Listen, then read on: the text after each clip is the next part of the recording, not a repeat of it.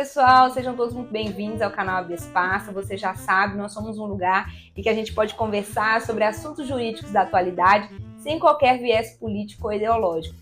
Hoje estou recebendo com muito prazer a doutora Marina. Ela é advogada, especialista em direito do trabalho, ela é presidente de assuntos trabalhistas da Federaminas e sócia proprietária do escritório Aguaio Simão Advocacia e Consultoria. Doutora Marina, muito obrigada pela sua presença, é um prazer, viu, ter você aqui com a gente. O prazer é todo meu, estou elogiada pelo convite, esse convite tão agradável, recheados aqui de comes e bebes.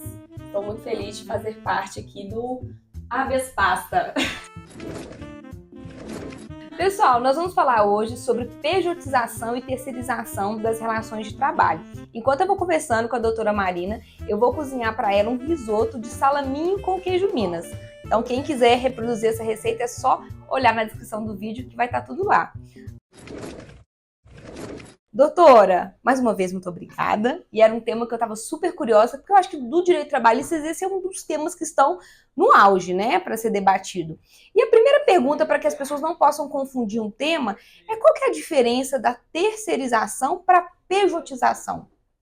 Bom, são institutos, ao meu ver, completamente diferentes, mas que é comum as pessoas fazerem essa confusão. Inclusive, até o STF, né, fez essa confusão, não soube distinguir adequadamente o que é a terceirização da pejotização.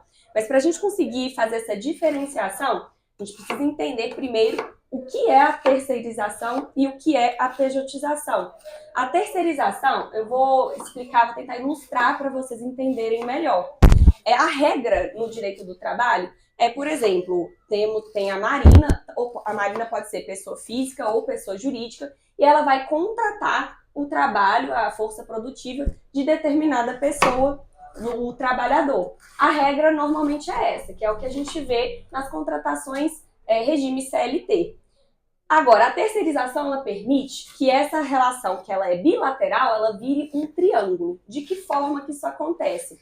Eu vou fazer um contrato com uma empresa, necessariamente uma pessoa jurídica, para que ela contrate essa força produtiva, este trabalhador. Então, eu vou fazer essa ponte aqui com esta empresa e esta empresa vai contratar este trabalhador que vai prestar os serviços para a empresa.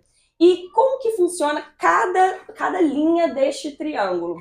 Bom, quando eu for negociar com essa empresa, o meu contrato com ela tem um caráter civil. E o que eu estou pactuando com essa empresa, ela não tem o condão de vincular a terceiros. Então, esse é um ponto muito importante aqui da gente destacar. Então, eu posso combinar com essa empresa, por exemplo, a quantidade de empregados que vão prestar esse serviço para mim. Posso combinar qual que é o valor que eu vou pagar para essa empresa prestar esses serviços.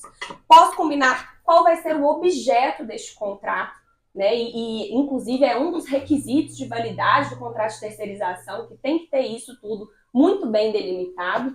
E é muito importante também, no momento que eu estou fazendo este contrato com a empresa, verificar se ela é uma empresa que é solvente, que ela é sólida no mercado, sob pena, inclusive, deste contrato aqui de terceirização, posteriormente causar prejuízo para quem está contratando, se não contratar da forma correta. Então, depois que eu estipulei todas essas questões com a empresa vai procurar ali os empregados que vão atender de forma satisfatória aqui essa minha empresa e vai realizar um contrato de trabalho, regime CLT, diretamente com estes empregados. E aí vai ter o contrato de trabalho entre essa empresa, que vai ser a terceirizada, com o trabalhador, mas o trabalhador ele vai prestar os serviços na minha sede, no local, na minha empresa. Por exemplo, Marina, só para eu acho que tem um exemplo que é até daqui que eu acho que vale a pena ilustrar. Eu moro num condomínio, a gente está aqui gravando num condomínio. E aí, o nosso condomínio contratou uma empresa para o pessoal da limpeza e conservação, né? Então, assim, o contrato do condomínio com essa empresa é um contrato civil, de prestação de serviço. Mas os funcionários dessa empresa que prestam serviço limpando o condomínio não são funcionários do condomínio, são funcionários dessa empresa terceirizada, não é isso? É esse o exemplo? Exato, essa é uma das formas de terceirização. essa é uma terceirização que a gente vê do meio, é uma terceirização do objeto meio, não do objeto fim. Por quê? Porque aqui no condomínio, a função desse condomínio é gerir ali o condomínio, dar uma condição de vida melhor para os condôminos e tudo mais. Então, a finalidade aqui dessa pessoa que presta o serviço de limpeza, de conservação, até de segurança também, de fazer a limpeza e de tornar o local seguro. Não necessariamente, não entra na atividade fim do condomínio. Entendeu? Então, essa é uma terceirização da atividade meio. Desde antes da reforma trabalhista, a terceirização da atividade meio ela já era permitida. E antes não era permitida a terceirização da atividade fim. Vamos citar um exemplo, por exemplo, dos bancos. Né? Nós temos ali as pessoas que fazem um atendimento telefônico. Atendimento telefônico é a atividade meio. Mas a partir do momento que esses atendentes passam a vender, por exemplo, produtos do banco, como seguro, fazem abertura de conta, isso já entra na atividade fim do banco. Então, isso antes da reforma trabalhista não era permitido, era considerado uma terceirização ilícita. A partir da reforma trabalhista que aconteceu ali no final do ano de 2017, a terceirização da atividade fim, ela passa a ser permitida e ali naquele final de ano, de 2017, início de 2018, ainda existia muita insegurança, ainda tinham algumas decisões judiciais condenando a atividade fim, mas isso foi pacificado depois que teve uma decisão do STF sedimentando a possibilidade, dando segurança ao empresariado para que ele pudesse fazer a contratação de empregados terceirizados para a atividade fim da empresa. Excelente. Era até uma pergunta que eu ia te fazer, se atualmente era lícita ou não essa terceirização. Mas, ok, acho que ficou muito claro o que é a terceirização. E qual que é a diferença da pejotização? Que as pessoas acham que é a mesma coisa. Tem até ministro falando que é a mesma, fazendo essa confusão, né? Acho que vale a pena a gente esclarecer. Exato. Então, a gente viu que a terceirização é um triângulo. A pejotização, como o próprio nome diz, é quando uma empresa contrata outra empresa para prestar esses serviços, que é o que acontece muitas vezes com advogados, médicos, profissionais liberais. Só que o que está acontecendo? Apesar de ser permitido, ser legal a contratação PJ para também outra pessoa jurídica, está sendo utilizada essa possibilidade para cometer fraudes trabalhistas, desvirtuar a finalidade ali desse tipo de contratação. Então, quando a pejotização ela é válida, ela é permitida, ela é legal. Porém, quando ela tem o intuito de retirar direitos trabalhistas, de fraudar estes direitos, ela passa a ser uma fraude trabalhista passível ali de condenação à Justiça do Trabalho. E quando que isso vai acontecer?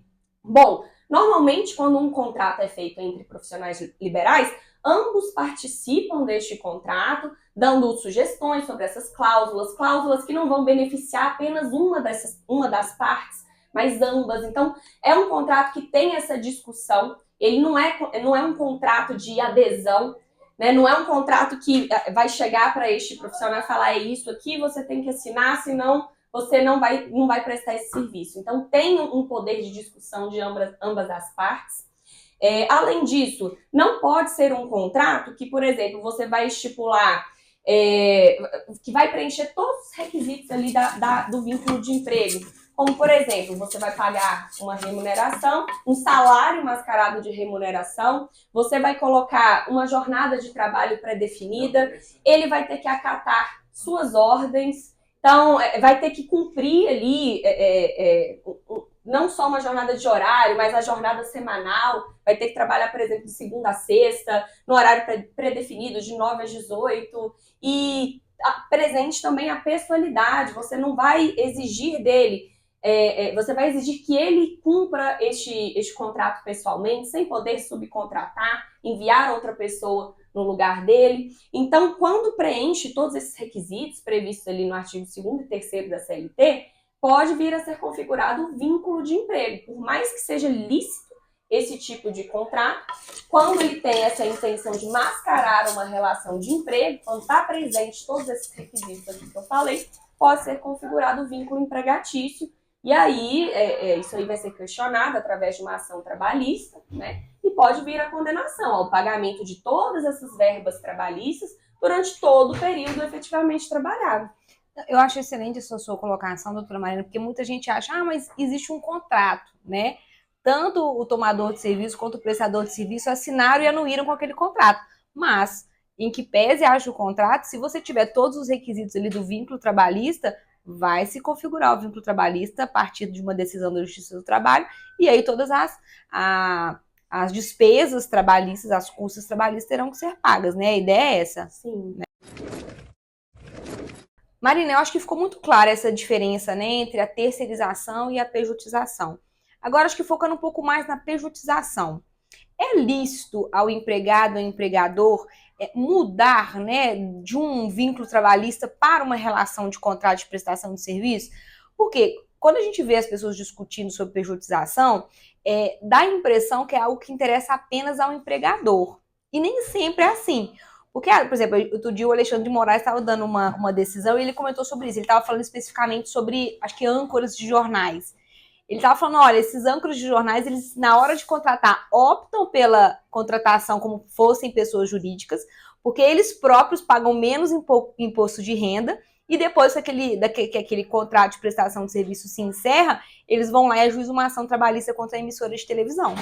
E aí ele fala, olha, vocês também tiveram uma vantagem ao serem contratados como PJ, porque estão pagando menos imposto. Se vocês fossem contratados como pessoas físicas, dependendo do valor do salário, você ia pagar até 27,5%, né?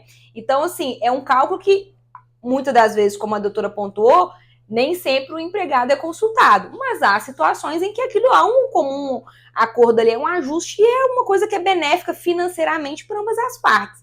Então, a minha pergunta é, seria possível, então, essas partes em comum acordo transformar esse vínculo trabalhista em contrato de prestação de serviço? Não, infelizmente não é possível.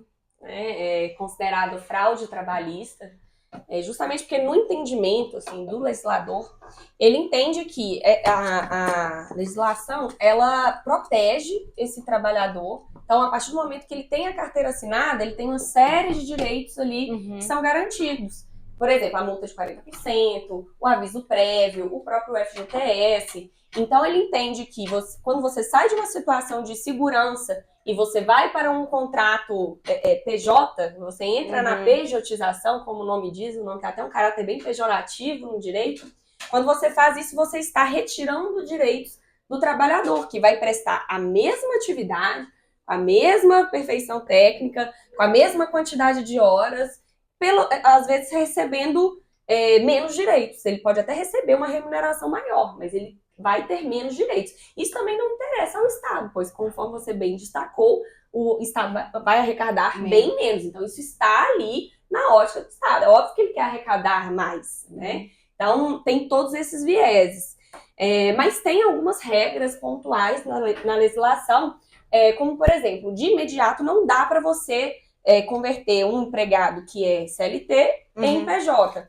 Mas a lei ela estipula o prazo de 18 meses. Então, por exemplo, se esse empregado vier a ser desligado, futuramente, passado esses 18 meses, ele poderá ser recontratado da forma, através de um contrato PJ.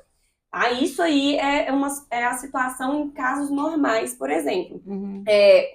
Uma coisa que o pessoal tem feito muito também para sonegar esses direitos trabalhistas, muitas vezes está lá o trabalhador, é um trabalhador bom de serviço, já está há um tempo, tem uma certa confiança nele ali, faz o convite para que ele seja sócio dessa sociedade. Né? Aí entra como sócio, assim, 99%, 1% para o trabalhador. Então, isso estava acontecendo com frequência. E aí, o legislador também, com o intuito de deixar muito claro de que isso se trata de uma fraude trabalhista, ele já colocou expressamente ali na legislação que não é possível fazer isso. É possível apenas após os 18 meses. Tá? Qual que é a exceção destas regrinhas que eu falei aqui? É quando a pessoa já é aposentada. Então, para os trabalhadores que já são aposentados, aí sim seria possível fazer dessa forma. Então, Marina, só para ver se eu entendi essa questão da linha do tempo. Vamos pensar nesse caso dos jornais, dos âncoras de jornal. Ele está contratado como seletista, né? Carteira assinada e todas as garantias e direitos trabalhistas. Então, não poderia, concomitantemente a esse trabalho, converter essa relação de trabalho para uma prestação de serviço. A empresa teria que fazer, por exemplo, demitir, né, pagando todas as verbas rescisórias, esperar 18 meses e depois contratá-lo aí como pessoa jurídica através de um contrato de prestação de serviço. Essa seria a forma mais segura. Mas tá tendo um entendimento que está ganhando força também no Brasil, no sentido de que todas essas regras trabalhistas, elas existem com a finalidade de preservar um trabalhador que é hipossuficiente e que a gente entende, né, que, por exemplo, não existe pé de igualdade entre empregador e empregado. Sim. Seja pela diferença ali de poder econômico, talvez pela instrução. Então, existe uma hipossuficiência presumida deste trabalhador. Essa hipossuficiência presumida, ela está sendo relativizada para contratos em que a pessoa, por exemplo, ela recebe altíssimos valores, como é o caso, muitas vezes, do âncora de jornal. Então, se for respeitado todos os requisitos da legislação trabalhista, por exemplo, ter um contrato em que ambas as partes participem, que fique bom para ambas as partes, não só para o empregador, que não fique também caracterizado todos os requisitos ali previstos no artigo 2º e 3º da CLT para a configuração do vínculo de emprego. Neste caso, poderia sim ser feito um contrato. Só que isso aí quase nunca acontece. Por quê? Porque a pessoa ela quer um empregado terceirizado, quer fazer um contrato de pejotização, mas eles não entendem que esse tipo de empregado ele não é igual ao empregado CLT. Ele não pode ter a subordinação, ele não pode ter a pessoalidade, no caso dos empregados terceirizados. Então, pegando, por exemplo, o âncora de TV, você quer que esse âncora ele esteja ali disponível para você de tal hora a tal hora. Esse âncora ele não pode subcontratar, não pode enviar outra pessoa no lugar dele. Então, quando você vai vendo, vai preenchendo todos os requisitos da relação de emprego. E aí eu questiono, essa modalidade para este profissional realmente seria a melhor forma de contratação? Ao meu ver, não. Se você quer ter um empregado para dar ordens, para que ele seja seu subordinado, para que cumpra a jornada de trabalho, você vai ter que contratar o CLT, ele vai ser um empregado CLT. Não adianta ficar tentando contornar a legislação para, às vezes, pagar uma carga tributária mais barata, economizar ali, alguma coisa ali, para depois sair mais caro numa ação trabalhista.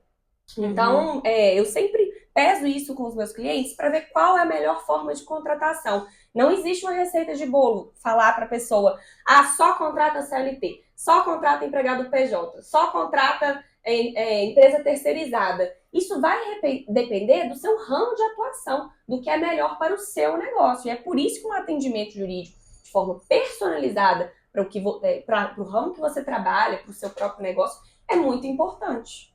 Entendi. Engraçado, eu não sabia que esse era... Eu achei que o judiciário, ele estava... Como eu sou do direito empresarial, né, eu já meio que puxo a sardinha para os empresários. Mas eu achei que essa terceirização, essa pejotização, ela estava com um direito mais disponível do que parece que está. Isso era uma pergunta que eu ia te falar. Se esses direitos, eles se tornaram disponíveis ou não. E pelo que você respondeu, não, né? Em que pese ele concorde com a pejotização e etc., se tem os requisitos ali para configurar o vínculo trabalhista, é uma relação de trabalho e, em tese, ele pode ajuizar a ação e conseguir esse vínculo. Acho que vale a pena esclarecer quais... Você já falou de vários, eu reparei, mas para quem, às vezes, não é da área e quer entender melhor, até para os empresários, né? Quais são os requisitos para a gente formar esse vínculo trabalhista? Porque, às vezes, ele contratou uma pessoa jurídica, acha que está seguro através daquele contrato, mas, na prática, na hora que a gente vê como essa relação funciona, a gente vê que configura os requisitos trabalhistas. Se você puder rememorar aí quais são esses requisitos para o vínculo trabalhista, acho que vai acrescentar bastante. Tentando colocar em síntese um cenário, né, que a gente está vivendo essa questão trabalhista da pejotização e terceirização. A gente tem um STF que é bastante permissivo, né, que quer a todo custo flexibilizar a legislação trabalhista. E a gente tem ali os tribunais de trabalho, o próprio TST, no sentido de ser mais firme e manter ali o que a CLT traz já há muitos anos para a gente. Então, o que acontece? Tem a terceirização, a pejotização, elas são listas, são normas que estão vigentes, são válidas, é uma possibilidade real de contratação, mas elas ainda não fornecem a segurança jurídica que o empreendedor precisa. Por que eu digo isso? Se ele fizer essa contratação da forma correta, ele vai estar seguro? Sim, ele vai ter um percentual razoável de segurança. Por quê? Porque para a Justiça do Trabalho, o que importa não é o que está no contrato, o que importa não é o que você combinou no boca a boca com o seu empregado no primeiro dia, o que importa é a realidade laboral. Então você pode, na melhor das intenções, ter começado uma relação ali de terceirização, de pejotização, tudo certinho, você foi diligente no momento da contratação da empresa, contratou uma empresa idônea, com um caixa expressivo para conseguir arcar com eventuais ações trabalhistas, de formas a não respingar na tua empresa. Você foi diligente. Só que, porém, no dia a dia, você acaba que se deixando seduzir pela relação de emprego convencional. Você começa a dar ordens para esse empregado de forma direta. Você começa a exigir que esta empresa terceirizada envie sempre o mesmo funcionário, porque você gosta dele, ele trabalha bem, ele já conhece o teu negócio. E aí é nesse momento que você acaba perdendo uma relação regular de terceirização e entrando numa fraude trabalhista. Porque na terceirização, você não pode ter essa subordinação, você não pode dar ordens para um empregado que não é seu empregado. Ele é empregado da terceirizada. Então, se esse empregado ele não está fazendo da forma correta, não está seguindo as normas internas da empresa, você vai comunicar o quê? Para o gestor deste contrato. Vai ligar para o gestor e falar, olha, fulano de tal descumpriu tal norma, não está fazendo isso de forma adequada, você deveria instruir melhor os empregados que você encaminha aqui para a empresa. Ou então, chega um empregado que não está utilizando equipamento de proteção individual. Você tem que formalizar que você fiscalizou, que você orientou a empresa e que este empregado não está seguindo essas normas. Isso é dever do tomador de serviços. Então, veja que são vários pequenos critérios ali que podem se perder durante essa relação trabalhista e que, ao final, podem ser questionados em uma ação judicial e vir a caracterizar ou a responsabilidade solidária desse tomador dos serviços ou então o próprio vínculo direto. Então, nós temos aí algumas situações, igual eu já falei aqui, a subordinação, temos também a questão da pessoalidade, você não pode discutir se vai enviar uma pessoa ou outra.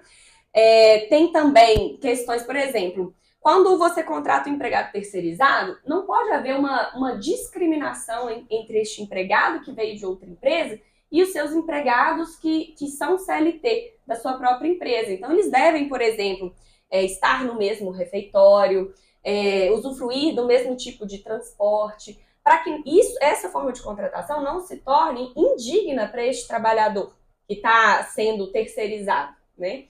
Então, tem que tomar esse cuidado também. A questão de fiscalização dos EPIs, né, normas de higiene e segurança do trabalho também, tem que ter muita atenção nisso para não atrair a responsabilidade solidária. Vamos ver. Outro ponto muito importante, que eu já falei algumas vezes aqui também, a questão do cuidado ao contratar a empresa terceirizada. A gente tem que analisar direitinho se essa empresa ela tem um capital social adequado para a quantidade de empregados que você está contratando. Às vezes você vai contratar 20 empregados e vai ver o capital social dessa empresa, capital social de 10 mil. Isso demonstra que é uma empresa que não tem uma liquidez, uma capacidade financeira para que, se ela tiver qualquer tipo de problema, tiver que enviar todos esses empregados embora, ela não vai conseguir arcar com as verbas trabalhistas. E aí, no momento de acionar essa empresa na justiça, você possui, isso é sem discussão, isso está na lei, você possui já a responsabilidade subsidiária. Se ficar demonstrado que você não foi diligente nessa contratação, a responsabilidade pode vir a atrair a responsabilidade solidária também. Inclusive, se você não cuidar das questões da higiene e segurança no trabalho. Então, tem todo um viés, todo um cuidado que tem que ter na contratação desses empregados. Eu queria falar de uma situação específica, que é a questão do microempreendedor individual.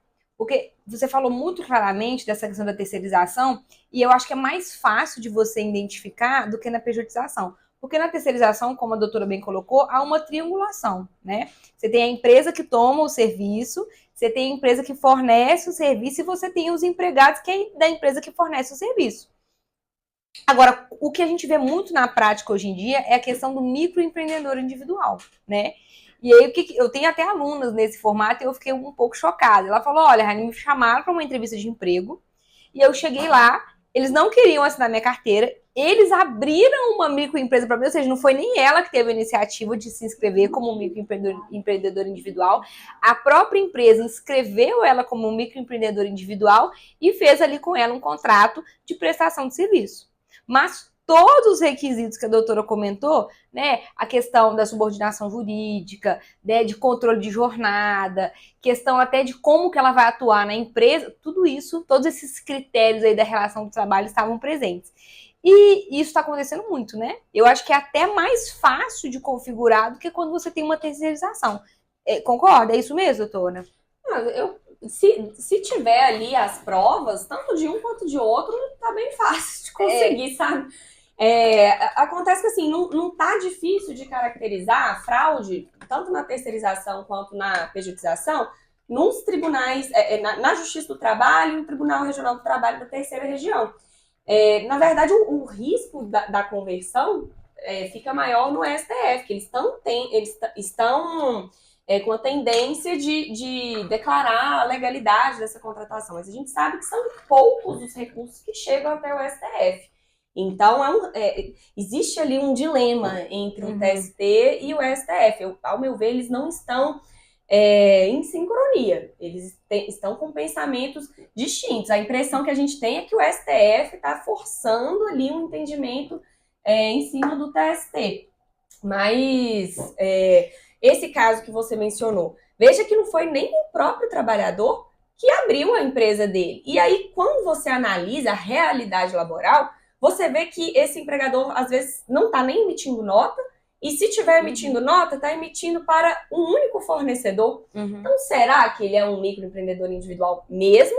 Ou teve uma abertura da empresa que coincidiu com o início da prestação do serviço para um único prestador e perdurou exatamente durante um contrato de trabalho? Então, é muito fácil de demonstrar que, nesse caso, teve ali uma fraude, um contrato com a intenção de fraudar direitos trabalhistas.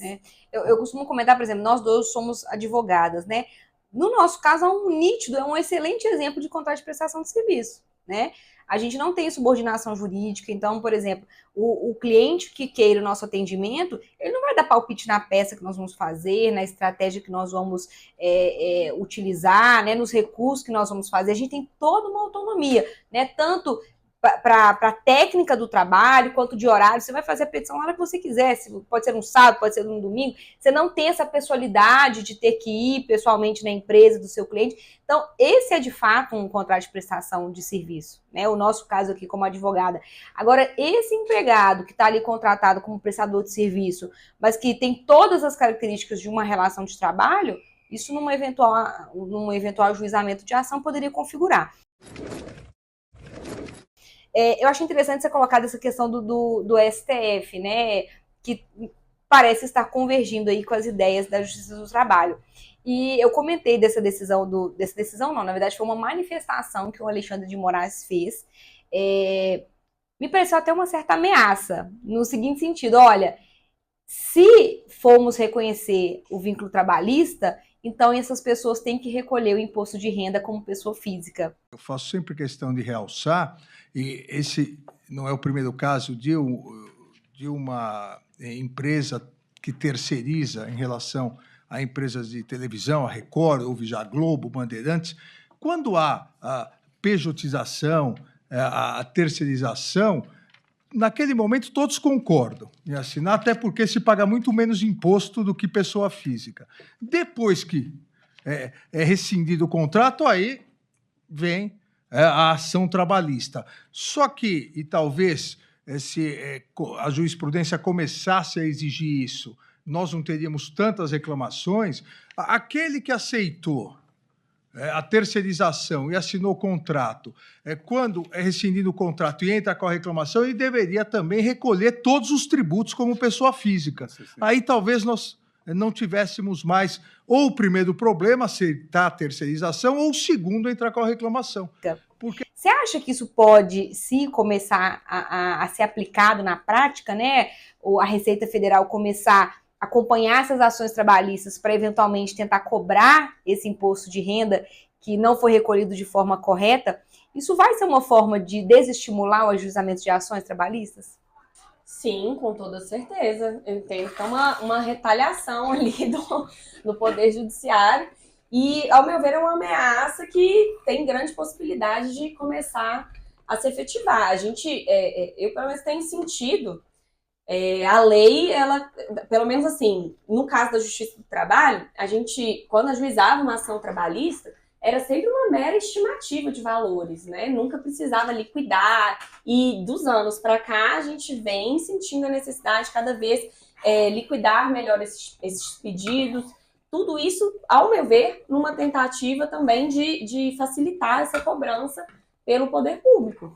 Então, eu penso que eles estão ali tentando arrecadar de todas as formas possíveis. E se eles sentirem a necessidade, eles vão fazer isso, vão unir o útil ao agradável, vão tentar retaliar, diminuir o número de processos e também arrecadar mais aos cofres públicos. Assim, você está falando do lado, né, da advogada trabalhista, o que eu vejo do lado daqui como advogada empresarial, é que o empresário, ele está super sufocado, né? Porque ele tem um gasto de tributário enorme. E aí, muitas das vezes, o caminho que ele enxerga para reduzir as despesas dele é reduzindo os custos trabalhistas, né? E o Estado, às vezes, é conivente com isso, né? Então, assim, o Estado não quer deixar de recolher para desafogar o empresário, e eu acho que ele está abrindo mão ali um pouco dos direitos trabalhistas para compensar essa dificuldade que o empregador tem enfrentado de manter esse número de empregados. Marina, a última pergunta, a última pergunta. A doutora já falou um pouquinho, mas eu acho que vale a pena deixar bem esmiuçado. Como é, então, que a gente vai identificar uma fraude, né? Tanto na terceirização quanto na pejotização? Bom, cada caso ali na Justiça do Trabalho ele vai ser avaliado individualmente. Através das provas constantes nos autos e também da prova testemunhal. Então, é sempre uma forma de produzir a prova que é muito importante e muito presente na Justiça do Trabalho. Então, se durante essa apuração ficar evidenciado o intuito de que aquela contratação foi para retirar direitos do trabalhador e que ele preenche os requisitos do artigo 2º e 3º da CLT, trabalhando aí com pessoalidade, onerosidade, sob remuneração, não eventualidade. Então, se ficar caracterizado todos esses requisitos, vai ser configurado o vínculo de emprego, tá? Direto com o tomador do serviço.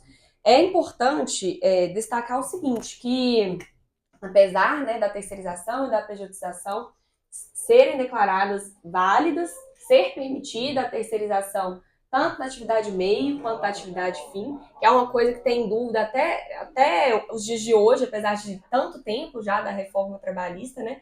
Esses dias, inclusive, eu escutei um contador, eu estava em reunião com um cliente e ele falou, eu dei uma sugestão nesse caso, de terceirização, ele falou, não, mas não pode terceirização da atividade fim.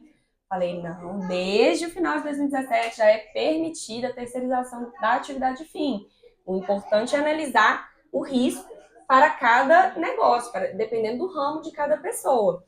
Então, eu sempre destaco assim, que apesar de ser válido, sempre tem essa insegurança, esse risco jurídico. Porque por mais que você tenha feito o contrato da forma correta, sendo cuidadoso, pode chegar na Justiça do Trabalho e às vezes o empregado conseguir produzir uma prova no sentido de que ele estava subordinado, acatava ordens, não poderia subcontratar, teria que ser ele mesmo a prestar aquele serviço, não poderia enviar outra pessoa, que ele tinha horário, né, tinha os dias certos, muitas vezes, às vezes até fazia horas extras, às vezes não recebia esse pagamento, sonegação de outros direitos trabalhistas também. Então, quando está presente essa série de requisitos, é comum caracterizar a fraude, tanto na terceirização quanto na pejotização. E a caracterização da fraude qualquer justiça do trabalho, qualquer tribunal vai caracterizar com a decisão do magistrado. Né? Então, isso vai depender ali mesmo da análise do judiciário. O que tem como fazer é minimizar estes riscos, orientar o empregador no sentido de que, se ele quer dar ordem, se ele quer ter sempre o mesmo empregado à disposição dele, a terceirização, a pejotização não é uma modalidade de contratação recomendada, adequada para o negócio dele.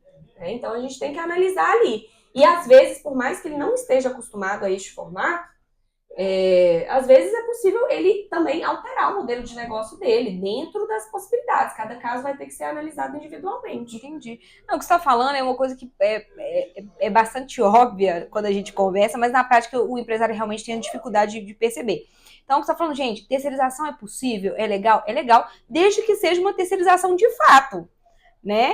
Então, porque não basta estar no contrato que é uma terceirização. Na prática, no dia a dia, na execução desse contrato, tem que ser de fato uma terceirização, né? Mesma coisa a pejotização. Você pode contratar um MEI como prestador de serviço para sua empresa? Pode, mas ele de fato ele tem que ser um prestador, ele não pode ser um empregado. Né? Então, como identificar o que é um prestador, o que é um empregado? É a pergunta anterior, você verificar se estão ou não presentes os requisitos da relação de trabalho ou não. Então, pouco importa o contrato que você tem na sua gaveta, o que importa é como está sendo executado. Né? Então, tanto a terceirização quanto a pejotização são listas, desde que isso não seja uma forma de mascarar uma relação de trabalho e que seja um meio utilizado pelo empregador, para minimizar os custos, né, sociais, de 13º, de férias, né, de INSS, de contribuição sobre o lucro líquido, enfim. Então, a pejotização e a terceirização não podem ser instrumentos para reduzir custos apenas. Aquilo tem que ser vislumbrado na prática. Exato. E na prática, doutora Rayane, o que a gente vê é que praticamente todos os contratos de terceirização e pejotização, quando você esmiuça ali, você encontra mecanismos para derrubar e caracterizar uma fraude trabalhista. Infelizmente, é o que eu vejo. Entendi. Então, porque assim, a terceirização e a pejotização pode ser uma maneira de reduzir custos de forma legítima? Sim. Né? Então, por exemplo, principalmente das atividades meio, né? Ao invés de você contratar alguém para poder fazer uma limpeza do seu escritório, você contrata uma empresa terceirizada, você fica ali, já sabe o valor certo, se eventualmente tiver uma questão trabalhista, a princípio quem vai responder é a outra. Então isso é uma maneira de já reduzir custo. O problema é que não fica só nessa situação, né? As pessoas contratam empregados, mas querem tratá-los como prestadores de serviços. E aí que está o problema, né? Os clientes que me procuram, eu nunca falo para eles, não faça tal coisa. Eu apresento as possibilidades e sempre no caso da terceirização e pejotização, eu saliento a questão do risco jurídico que envolve esse tipo de contratação. Passo todas as orientações práticas, que eu sei que muitas vezes eles não vão seguir, apresento o risco jurídico. Ao meu ver, ele pode fazer esse tipo de contratação sabendo que isso poderá ser questionado na Justiça do Trabalho e tendo cuidado, muitas vezes, de fazer um provisionamento, que é uma coisa que são poucas as empresas que trabalham dessa forma. Elas querem, às vezes, viver no risco, mas elas não pensam em ter uma planilha de provisionamento, pensando assim, esse empregado hoje, o custo dele para mim, não é só o valor ali da remuneração, do INSS, do imposto, tem também o valor do risco jurídico dele, que eu vou deixar guardado ali no investimento ali da empresa, onde eu guardo o caixa da empresa, ou deixar esse valor guardado caso venha a ter uma ação trabalhista. Se não vier a ter, ótimo, a empresa economizou aquele valor ali, vai poder ser reinvestido na empresa. Mas é sempre importante ter aquele valor guardado, porque eu falo que a ação trabalhista é índice de sucesso do empreendedor. Uhum. Se ele está crescendo, vai aparecer ação trabalhista. E ele tem que ver isso como um índice bom. Quanto mais ação trabalhista ali, é porque, a não ser que ele realmente esteja com uma gestão muito ruim, né? Uhum. Mas quanto maior o negócio dele, é natural ter ali algumas ações trabalhistas, sim. É igual rede social, né? Quanto mais hater, mais sinal de que você tá realmente aparecendo. Doutor, eu achei que foi muito esclarecedora essa entrevista. Eu, antes de encerrar, gostaria que você olhasse para as câmeras, deixasse os seus recados, onde as pessoas podem te encontrar, te seguir.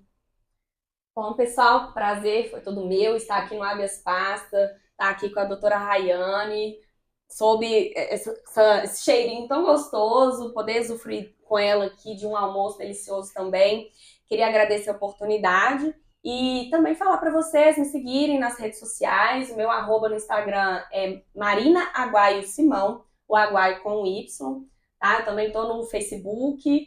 E além dos serviços jurídicos, né, que o escritório ele trabalha no preventivo, no contencioso e no consultivo também, eu também forneço mentoria para advogados e faço treinamentos empresariais, que é justamente para que a equipe ela esteja ali consciente, unida, da forma que o serviço tem que ser prestado da forma correta e também para que o empregador saiba como que ele deve se portar, principalmente diante desses institutos aqui da terceirização e da pejotização. Doutora, mais uma vez, muito obrigada, viu, por disponibilizar seu tempo, né, para vir almoçar com a gente, conversar um pouquinho desse tema que está sempre muito em voga. Pessoal, eu agradeço muito a sua audiência e aguardo vocês numa próxima oportunidade. Tchau, tchau.